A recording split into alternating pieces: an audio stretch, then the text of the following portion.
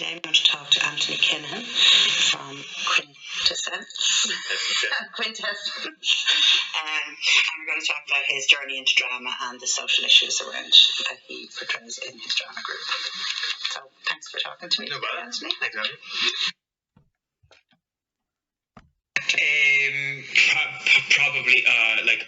Probably kind of 2012.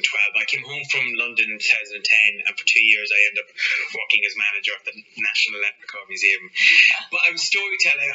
I was a shanachie, so there was a performative element to it.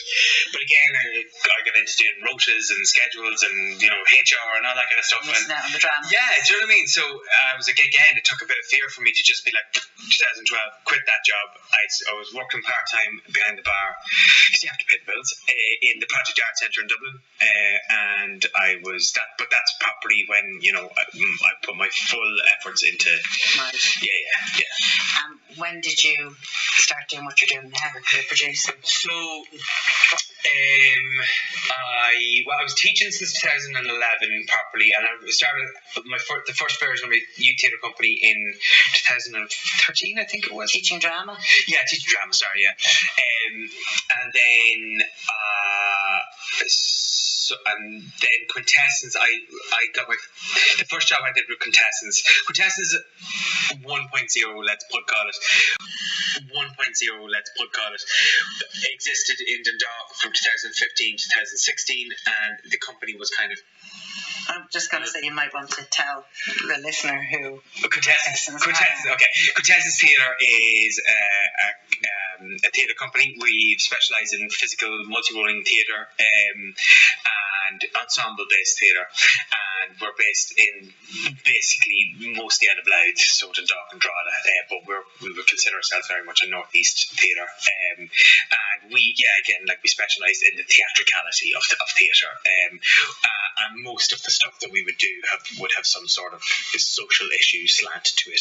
We're very interested in exploring things like gender, sexuality, and social issues like mental health issues, LGBT issues, and domestic abuse, parental alienation, some of our recent shows and stuff like that, and kind of highlighting stories that people might not know. Yeah, giving a voice to maybe the voiceless sometimes. On Art Centre in Dundalk. But the company was kind of beginning to crumble a little bit, and then their next show was going to be Cracks. I had met one of the company members kind of briefly before, and they encouraged me to audition, and I was a bit of a low ebb, actually. I have to admit, it was one of these times where I hadn't worked in a long time, and I was feeling very fucking pissed off at it all, to be fair, and dejected, and it was just the right job at the right time, and it was just it was exactly the kind of theatre that I love doing, physical multi-rolling ensemble based theatre. It was exactly, I had actually written a four-hander show about mental health, suicide and depression back in 2012, and submitted it for Dublin Fringe, and I didn't get any further, and I didn't do anything with it then. But it was obviously something that, and actually a lot of the elements of that play went into Cracks then, because we devise our work. So we'll set up a scenario or a situation with characters, and we'll improv around that situation. Right. And we let that improv go for as long as it can, and then the director will pick what works and get rid of what doesn't work, and we'll do it again, and we might do it a third time and get recorded and then scripted from that. We find it's a really organic way of working rather than just sitting down at a laptop. Yeah, exactly. So a lot of what I had in that original play actually ended up in Cracks as well, and it was just, as I say, it was just the right show at the right time, and then I came on board as a full-time company member, and since 2016 being the first job, till now we're I didn't know that was your first one. I saw that. Yeah. In the time. Yeah. So it's really organic then, the way you do that. Yeah. Acted out and then scripted after that. Yeah, I mean, so some of our work, so we've done a few adaptations. One of our bigger shows was Dracula, and that was our director Anna sat down. She wrote an adaptation of Dracula. We did a kind of our own version of the Tawn, which was called Warrior of the Tawn, and that was kind of more from Maeve's perspective. So it was a feminist story.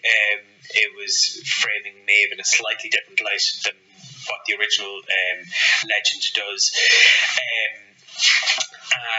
So like that would have been written in verse and kind of poetic. So you need those kind of pieces need to be written. You know, they need to be sculpted a little bit more.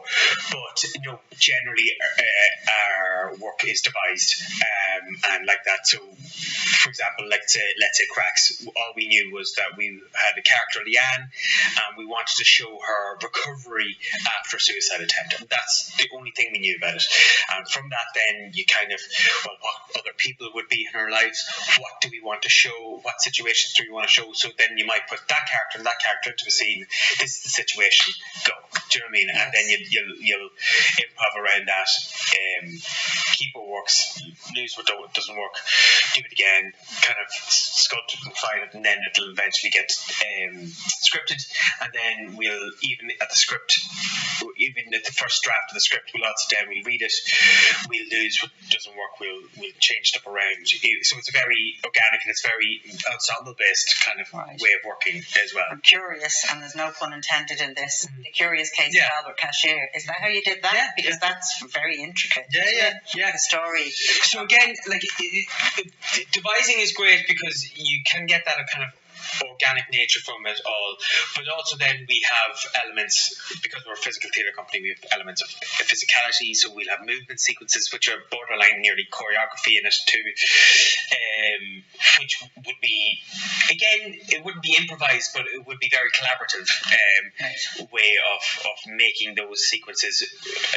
We'll know what we want to say with them, and then there might be the odd time where Anna might, and that'd be open to any of us, but it's usually Anna that would do it, might write maybe a more poetic element of something. Do you know what I mean? So it might be a little bit more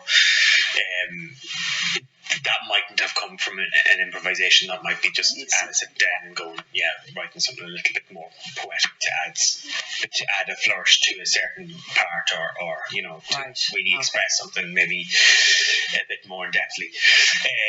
But other than that's how. But everything is very collaborative, which is again a great way of working. I love it. Yeah. Your most recent work that I just saw a week ago, 2 weeks ago, was called Behind Locked Doors. And was that a collaborative thing as well that you had to do through Zoom, because you were in lockdown when you did it first? So Behind Locked Doors is a play about domestic abuse and parental alienation, and about how these things were exacerbated during the pandemic lockdowns. We just the type of theatre company that we are. Domestic abuse, doing something around the element of domestic abuse was something that had been on our radar for a long time. Then actually, I think some members of the Dundalk Women's Refuge came to see one of our previous shows. Some of our children. Have you seen some of our children? No. It's about the foster care system. I missed that. That's actually one. It's never come back. We still need it to come back, but it's one of our favourite shows. I don't like missing them because I never know. Yeah. And again, this is the one that's kind of gone on the long finger, and it's probably going to go on the long finger now again. But it was about the failures of the Irish foster care system. It was quite hard hitting at times, and you know, So I think members of the Dundalk Women's Refuge came to see that, and they were like, please, we'd love you to. So they kind of approached us to do something about domestic abuse, and again, it was like we had programs kind of set up, but then when the lockdown hit and the cases of domestic abuse started to rise, then we were like, this is the perfect time for us. Also, parental alienation was something that we were interested in as well. I suppose I have a family experience of it, and our director has a family experience of it, or previous experience of it anyway. And so we thought about maybe, telling both those stories in parallels. But next door neighbours, one female who's experiencing, is struggling with domestic abuse, and her next door neighbour, her male next door neighbour, who's experiencing parental alienation as an unmarried father who doesn't have any rights to see these kids, and about how the lockdowns exacerbated this. So we hoped that it was going to be a stage show for 2021 as part of the Droid Arts Festival, and then that quickly came that wasn't going to happen. So we did, rather than lose it all together, we did put it together as 4 web episodes for the Droid Arts Festival 2021, and I think it was a good format for us to be able to tell that story in, but it was always ever going to be a phase 1. So then we took the framework of those stories and the skeletons of the stories we told in 2021, and finally able to bring it to the stage in a live version there in the Droid Arts Festival 2022. Can I just say, as a theatre lover, from you, theatre lover, it was fantastic to have something from you in lockdown. And I know, and it made me think how lucky I was in lockdown, because I wasn't experiencing any of those. I was missing my grandchildren in Galway, but I wasn't alienated. Of course. But so it was really good to have something. It was really good to have something in lockdown. It was really good to have something in lockdown. That's what you need. It was. So I loved this anyway. So it was really nice to have something that from you.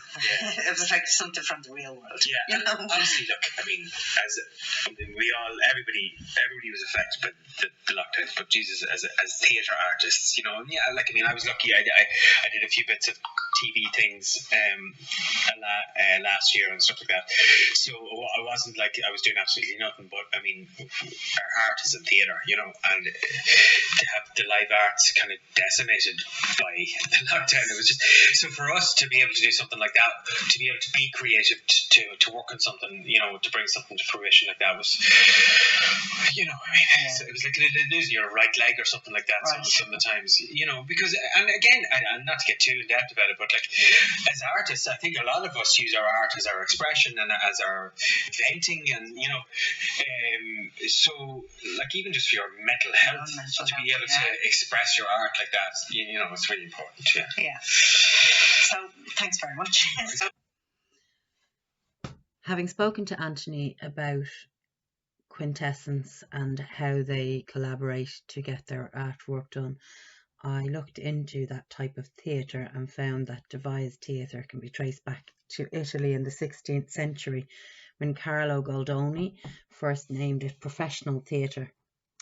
So it's also known, devised theatre is also known as collective theatre, used by Quintessence when they work on a script for a new show.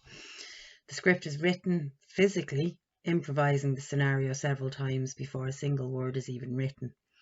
So improvising the scenario and changing it on each practice, deciding collaboratively what to discard and what to keep. So although improv is used to devise the script, the play is then acted according to the script that's written through the devising it collaboratively. Anthony did also talk about how although they improvise while they're writing the script, that they don't improvise while they're actually doing the play. It's scripted for the play when they're acting it in front of an audience. This method of theatre is a great way to elicit great conversation within an audience while dramatising social issues, and social issues are exactly what Quintessence are about. They've had plays about the curious case of Albert Cashiers, about a transgender man who left Clogherhead in County Louth and went to live in America and joined the army and retired from the army and lived his whole life as a man before anyone found out in his old age that he was a transgender man. They also, as he spoke about, did cracks about mental health, about a girl after the after a suicide attempt, and also then the play that they did about domestic violence and parental alienation throughout lockdown, which elicits great conversations with the audience. And this is why Quintessence have audience discussions after most of their plays, which is a great way to have discussions and get those issues out there into the forefront. And so I know you do a conversation piece after. Do you do that after all of your plays, or just certain social issue plays? Yeah, so we, like, for example, with Albert Cashier, we did one after one of the shows where we got Teddy down and we talked about trans issues. That was the one. Yeah. With Cracks, we did one after every show because we felt with the subject matter that there was kind of a duty of care to the audience a little bit too. Part of Cracks was about opening up the conversation in the community about mental health issues, about the cracks in the system, about how NGOs and all this kind of stuff have to take up the slack of waiting lists, that go on for 12 to 18 months or whatever, which is no good to somebody if they're feeling suicidal to come back in a year and a half. Do you know what I mean? So we did one after every show with Cracks. We did one for Albert Cashier, and for Behind Locked Doors we'll be doing one after every performance as well. Right. And that's so quite emotive. Yeah, and quite emotive. Get a bit opening up the conversation, but also just it's as a duty of care we feel as well, in case somebody's been really affected by it. It's not to just let them walk into the night. For example, when we did Cracks one time, we went to Armagh, and there was somebody that was very affected by it. I think they'd recently just lost somebody. Now, probably not the best show to come to if you've recently just lost somebody, but so you could really see that there was a good thing that we had. Yeah, it's always very beneficial, like, and the feedback you get, and just the feeling that you're making a difference, and that you might have opened up a conversation around a dinner table some night for somebody. It's always beneficial that way, but that night in particular, I think that we were lucky that we would always try and have a mental health professional at those shows, and we were right to have one there that night. And so, like, with Behind Locked Doors now, when we come back to Dundalk at the start of June, 2nd and 3rd of June, we'll have people from Drogheda Women's Refuge. We'll have a representative from Trore, which is the unmarried parents group in Ireland, and maybe even a mental health professional, and actually probably a community guard as well. Right. So we'll have a full gamut. And that's what you had down here, because I brought my 28-year-old son had just come home from Spain for a week, and so he came with me. And so we stayed back for the conversation, and it was great because we went for food afterwards, and it was a whole conversation. And he doesn't have children, and he's never seen domestic violence. He's been lucky to live in a two-parent family his whole life. But it was great to have that conversation because he actually talked about a friend of his who was going through stuff at the time. So it does open conversations. So it was great to have that. It is good to have that. Good. But then we're